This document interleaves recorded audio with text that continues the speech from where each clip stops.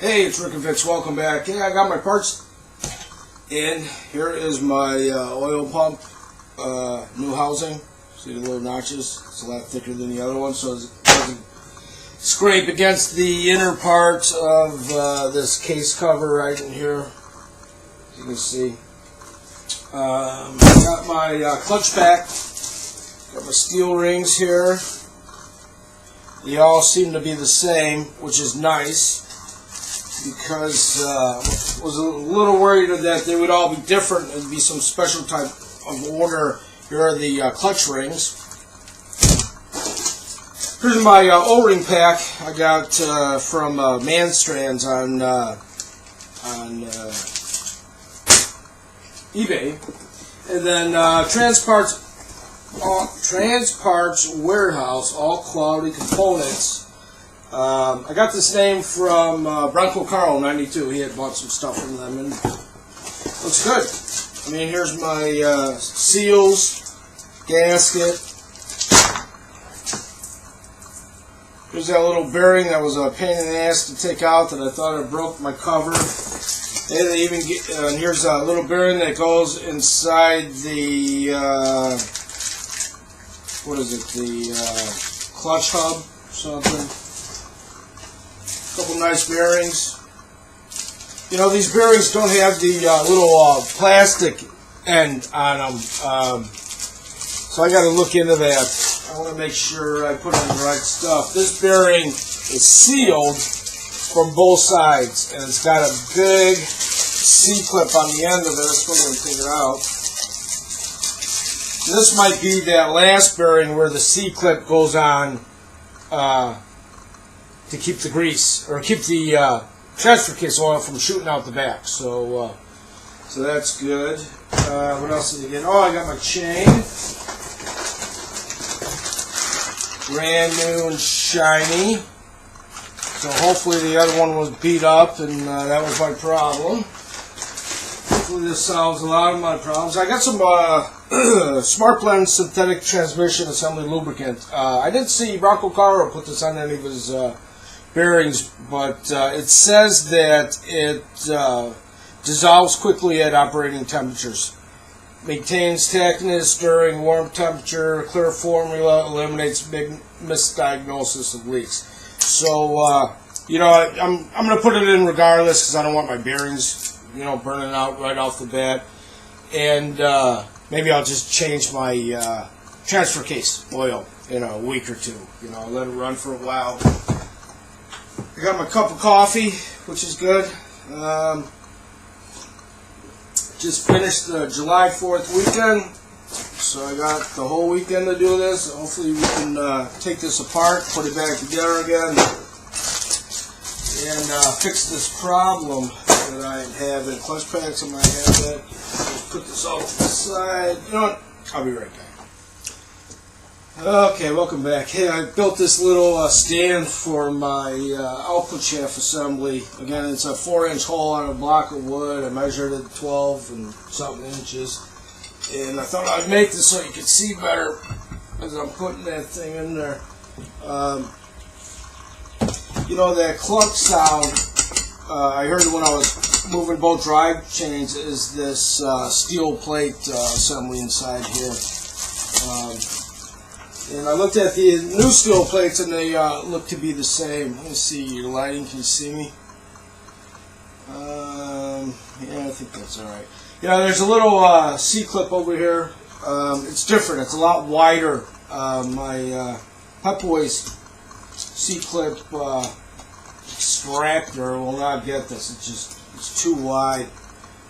So what I'm going to do is I'm going to take 2 screwdrivers, and I'm going to put them at the exact same points, same screwdrivers, measure up the heads, and just tap it with the hammer. See if this works. Yep, look at that. Popped right out. A genius. And here it is. See how it's half like that? I looked on the schematic, and it's supposed to be like that, so that's not broken. Alright, it looks like we got a bearing here. You know, back and forth movement play. We got a little some type of, I think that's an anti-clunk ring. So we don't want to lose that. That looks like it's in pretty good shape. The bearing is held on by one of those inner C-clamps, so I got to pry that off, so we'll just put that off to the side for now. Let's see what we got in here. Alright, we got another C-clamp in here, C-clip in there.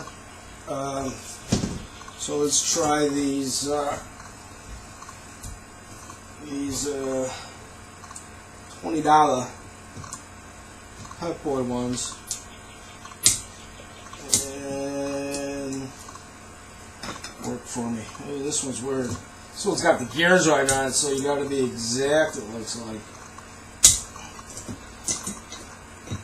Alright, buddy, come on. Working for me? Can I get a raise that up? Okay, I'm back. I found that little zoom button, so hopefully you can see. Here's a little C-clip in there. I just got to pry it out a little more, get it above these gear and things. Look at that. We're all good to go. Alright. Hot here today. I'm not going to lie to you. It's going to probably be 90 with these lights staring at me in the face is going to help. You know, I had put a piece of 1 by 12 underneath here and put a screwdriver underneath this output shaft. I have a schematic sheet right next to me here today, so maybe I could say the names of these parts. So I had to raise the shaft up to take the C-clip out because there was too much down pressure on it. And hopefully this just slides right out, which it does. And there you go. That is magic. 1 output shaft. And look at that.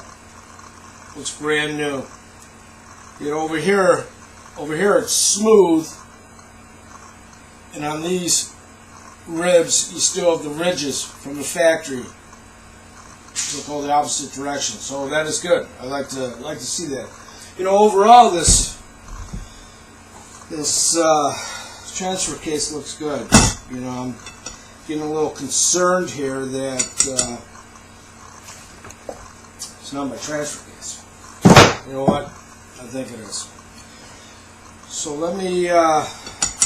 There's the fun part. Let me raise the cam a little bit here. Hold on a second. Alright, welcome back. I get a sip of coffee here. This is the part that I'm a little hesitant on. It doesn't look like these go in any type of order. I thought maybe these little notches would be in different positions, but they're all in the same ones. Here, there's a number 1 right here, which there are no numbers on the new one. So I'm going to pop this off. This is just a flat ring, it looks like. And what I'm going to do is I'm going to flip it, and I'm going to put it like that. So remind me if I forget that. Flip it and put it like that. You know, these look pretty good, these clutch plates. Alright, flip it, put it like that. Next one. Flip it, put it like that.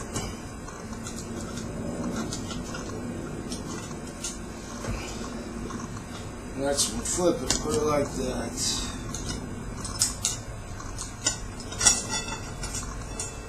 Flip it, put it like that. God, these look brand new. Brand new.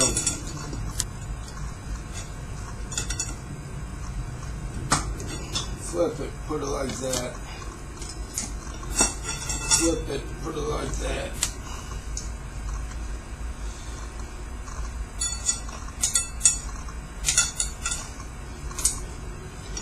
Alright, it's getting difficult to get out of there. I'm going to pull that out of there. Alright, hold on a second. Okay, well, I looked at the schematic and it just looks like there's clutch plates and another one of those flat rings, a clutch hub, and then the drum. So I'm just going to take it and turn it over.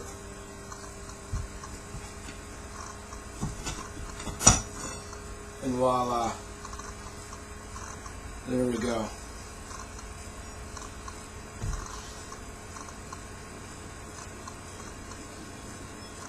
So that goes in there. Yeah, that looks good.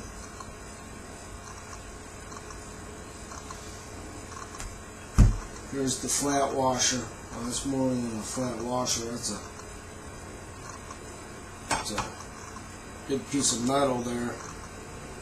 And then you got the clutch plate as the last one. So there looks like there's only one way for this to go. I'm guessing. Yeah, okay. So what I'm going to do is I'm going to turn that upside down. Turn this upside down, and this is your clutch plate assembly. They all match up. They fit in there. The only thing I have to do, I think, is this. Fits in there. Will fit in there like this. Right, and then these big nubs here. I noticed that. I didn't see that. See that big nub? That goes where those little spacers go on that big nub. So that's one thing I gotta remember. Alright, so that wasn't that big of a deal. Now this thing, this little bearing in here, it's got some play in it, which is nice, I hope. This, yeah, so let's get that 3-prong thing and pull that out. I'll be right back. Okay, I tried a few things here, it didn't work. This 3-claw thing wasn't long enough. These little things should have been out to here to grab it. It didn't work. I did a wood cutout, and then I took my orbital sander, put this on a screwdriver, orbital sanded it down to the perfect area, tried pounding it, wood was too soft. And then I remembered I had my ball bearing kit. Remember, it was this thing with this big old clunking thing, and this fits in perfectly. Look at that. So I went and I tapped it a little bit, and it went in, so I'm flush. So I'm just gonna. That's not the right one. Where's the right one? This is the right one. No, this is the right one. So I'm just gonna take this and hopefully just tap it right out. And voila, there you go. Beautiful, beautiful. You know, it would be nice to have a press in the garage, but I just don't have it. Everything's clean on there, so I didn't ruin anything. So what we're going to do is we're just going to put the new one back in there. So let me set it up, and I'll be right back. Okay, so here's where I am so far. I got it in there a little bit. What I'm using is the ball joint service bearing thing, and I am using this end with the small end that fits right in there that doesn't touch any of the rollers in there. And then I'm just using my punch here. It's nice and flat. I want to make sure it's going in the same on all directions, and I'll just slowly hit it in there. And I hit my camera off. Back on. Everything's good. Wheels, nothing's getting ruined. It's going in there even. That's what I like to see. Getting hungry. I'm gonna have to eat some lunch soon. Let's get this in.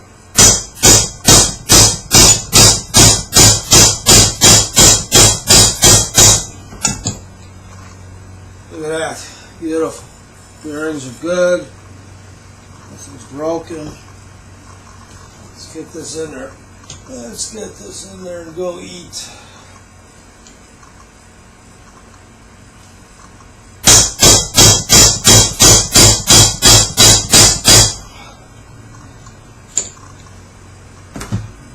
Almost there.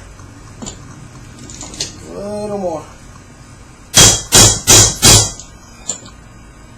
And that's in there. Look at that. Voila. It's a beautiful thing. Beautiful thing. Okay. I'll be back after I grab something to eat. I'm starving.